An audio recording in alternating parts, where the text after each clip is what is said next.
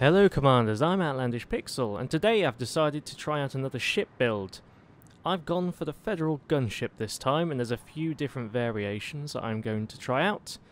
Today though, I've decided to create a missile destroyer of sorts. So, I've decided to go with this ship, mainly because it has a lot of spaces for guns, and I have filled them. I've gone for missile racks, Seeking, in the 4 Class 2s, and in the large hardpoint, I've gone for a beam laser, which will be firing pretty much continuously. Heat would be the issue, I think, but it should generally be firing continuously, putting the pressure on, getting the shields down. Because these missiles are pretty pointless if I can't get the shields down. I would love to have each one of these hardpoints filled with missiles, but that's it's just not feasible. The 2 small hardpoints. Now, I would put missiles in here, but the ammo count is, well, I think it's only it's about 6 missiles of ammo space, which kind of sucks, really. On the Seeking version, I believe it's 6. Yeah, 6. So, yeah, after 6 shots, they'll be done with. So, I've decided to put 2 multi-cannons, which will be firing at the same time as the beam laser, which means they can keep the pressure on and the temperature shouldn't rise too much. And distribution-wise, I think we'll be fine. But we'll experiment and we'll see how that goes. Got the kill warrant scanner, just, standard. Chaff launcher, standard. I mean, this is a tank, and I'm going to be tanking as much as possible, but, if I can negate some laser damage, then I will do what I can. So, other than that, we've got 2 shield boosters, which would be useful. I don't plan on losing my shields. I pretty much want to stop my shields going down, so the chaff, I'll be using chaff as much as possible. And I've also got shield cell bank.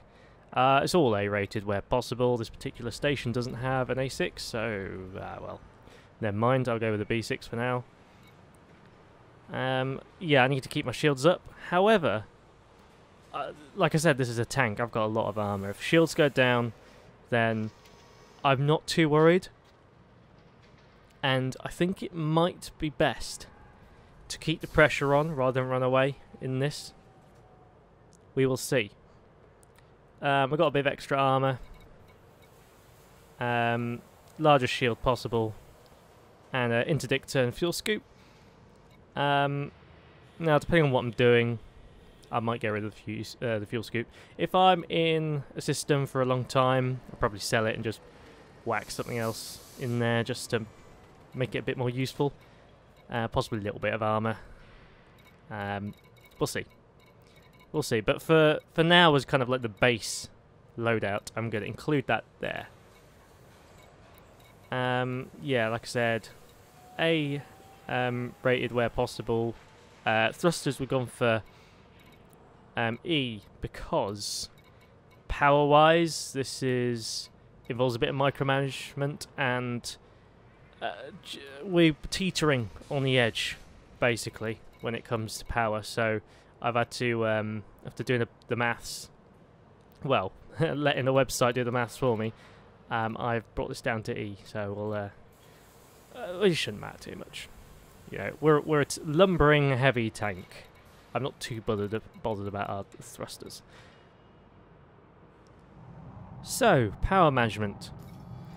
We have way too many modules than our ship can handle. So, I have had to do something with the priority to make sure that the ship can operate in a way I want it to. So, what happens when I deploy my hardpoints? Power plant capacity exceeded. Let's have a look. So, on the lowest priority, I have all my missile racks, cargo hatch, frameshift drive, fuel scoop, and interdictor, which gives me just enough power to start attacking with the lasers and with the multi-cannons, and it also gives me a chance to use my kill warrant scanner. Now, as soon as the kill warrant scanner has been used, I can jump over here, disable it. That's when the rest of my modules that I need, the missiles, will come back online. So, you know, it's a little bit of micromanagement, but a lot less than it could have been. You know, if you weren't using priority right, then you might be coming in here and manually disabling all this, which is just a waste of time and it's going to get you killed. So that's quite efficient. I'm quite happy with that setup. I'm going to leave the kill warrant scanner off because I'm going to jump straight into a combat zone where I won't need it, and we're going to see how this ship does in combat. Okay, so I've dropped into a conflict zone, low intensity. I'm doing a bit of post commentary on this one. So I'm looking around for a viable target. I think to begin with I wanted to start small and work my way up, but I believe because of who attacks us, we decide to do something different. So we put in. I don't know why I say we. I always say that. You know, it's just me here.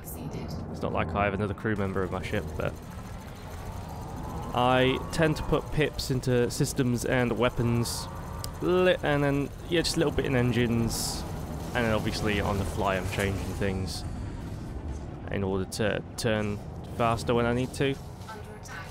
We're attacking another gunship here, which is dangerous, so it's got a reasonable amount of armor and shields, you would assume. There's a missile barrage there. You see, it's doing a fair bit of damage, but obviously we're using up ammo very quickly. So, because of the power distribution, we can keep the pressure on with the multi-cannons and the beam laser though, so that's something. It's only doing a little bit, but it'll finish this guy off. There we go.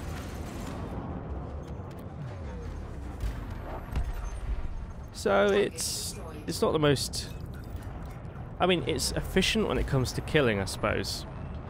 Not necessarily efficient in terms of, you know, the amount of time you're taking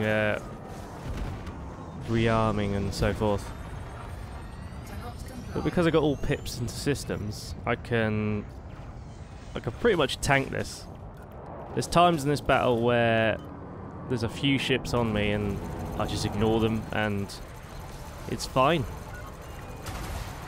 which is nice. I mean, normally in the conflict zone in the past and the kind of ships I was flying, once you've got a couple people on your tail, that's the time where you need to kind of bug out and, you know, just get some distance between you and the battle, and then maybe come back in, or you might end up taking damage on the way out, and you know, it's irritating, but that's generally the way I've been playing, and that's how things have happened to me and the ships I've been flying. But in this build, yeah, you can just sit there and take it, which is, you know, it's refreshing. I don't normally do tank builds in any game, but I like this. And I think I'm gonna definitely try a few more builds with different weapon types with the gunship. I probably won't use it for too long because I much prefer being able to move faster than this, but hey, it's a nice change. So we've made some short work of the larger ships so far, but we're down to almost half of our missiles. Now, I'd decided to go for an Eagle here, just to kind of show how this can one-shot ships, because it obviously can one-shot smaller ships. There we go. Well, they've only got a 62% hull there anyway, so I think it would have taken less missiles to take that out.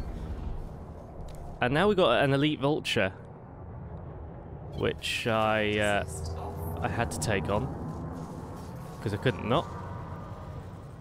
Now, because it's elite, I would assume that, you know, best shields, best armor kind of build possible. And I think shield-wise, it does take a while to get this guy down. But you know, there's a reason they're elite. They need to be a challenge. I didn't want an easy fight. I wanted to see how viable this build was for potentially PvP. There's because it's post-commentary. There's I know there's no PvP in this video, but I will be taking this ship out into some PvP areas and seeing how it goes.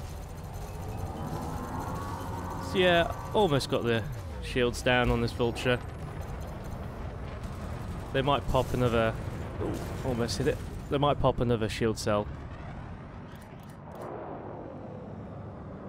We'll see. I think at this point I was like, oh no, I unlocked them. I can't tell where they are. I think I'll find them again. There we go.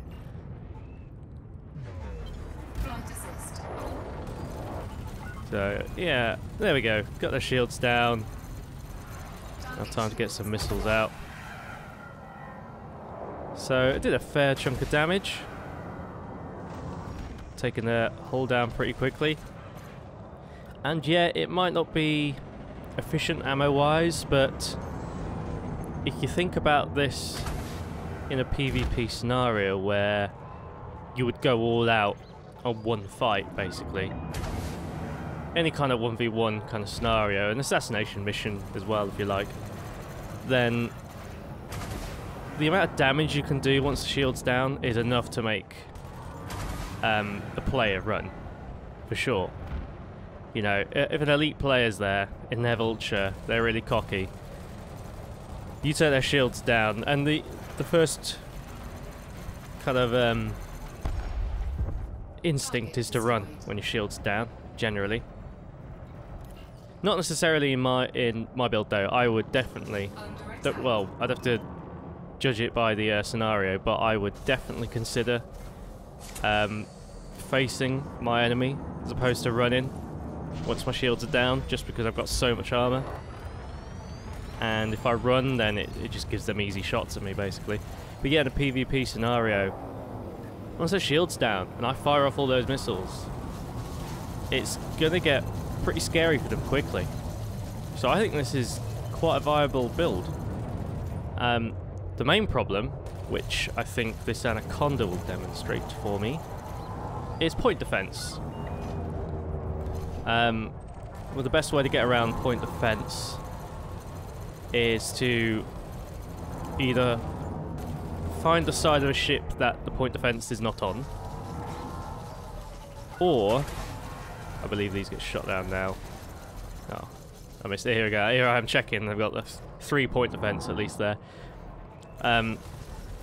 Yeah, you find the side of a ship that's not on, which could be difficult. It's a fast-moving ship because all they have to do is like roll. Or you just charge the ship and you fire point blank and they don't have a chance to hit them, which I think I do a few times in this fight. This is quite a lengthy fight. Yeah, it's a deadly Anaconda. I think it's fair enough. I try and target the point defense, and I've never really targeted modules like this before. It's always drives or power plant, you know, the obvious ones. Point defense, I thought maybe I could try and take them out, but I don't seem to ever get shots on them, and I think I just give up trying that. I unlock, and I don't lock back on now, do I? No. So yeah, I think I come really close up, and then my missiles can hit it. There you go. 64%. And again, if this was a PvP, then I think the player would be getting worried by now. They'd be tempted to run, and they probably would succeed considering how big they are. But yeah, this could be a great build in a wing as a support vessel. You've got other ships focusing on taking shields down, and then you could probably then just remove the multi-cannons and the laser, just stick with missiles, hold back from the fight. As soon as the shields are down, just launch them all. I think that'd be really fun to fly in a wing doing that. Yeah, definitely. So we're down to 30% of this Anaconda's hull, so we've done all right. I've only got 2 rounds of missiles left though, and I've got 27% hull, and I think one of those goes to waste. Yeah, I think I fired and point defense got him. Not sure how fast point defense fires. I know they've got at least 3. They seem to shoot all 4 missiles down.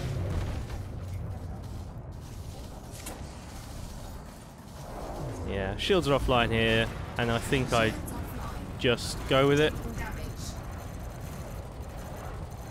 Yeah, just go all out. May as well. 98%, and I'm getting hit quite a lot. But there's 3 ships on me right now. You can see on my scanner, and you know the amount of damage I'm taking is acceptable. I mean, I was pretty pleased with that. Unfortunately, their shields came back online because we've taken so long, but it's to be expected. But we've got no ammo left, so what are you going to do? So we're just going to finish the fight with this large beam laser and 2 small multi-cannons.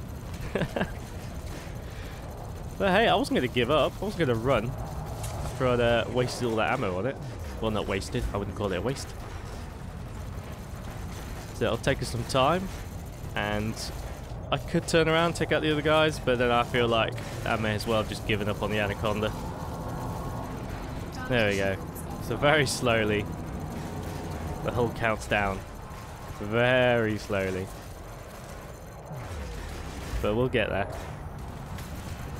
So yeah, the gunship has the 2nd highest hull value, I believe, after the Anaconda, which is one of the reasons why I picked it, as well as the just sheer amount of guns on it. I mean, I consider maybe going for... I mean, I considered the other Federal ships, but there just wasn't enough space for missile racks. I mean, the assault ship, I haven't got the stats in front of me. I think it's the assault ship with... Oh, here I start zooming off because I'm like, yep, right, I've killed him. And I've noticed, oh, hang on, 1%. Like, I thought I'd taken them out. So, I come back just to take a last few shots. Yeah, I can't remember if it's the assault ship.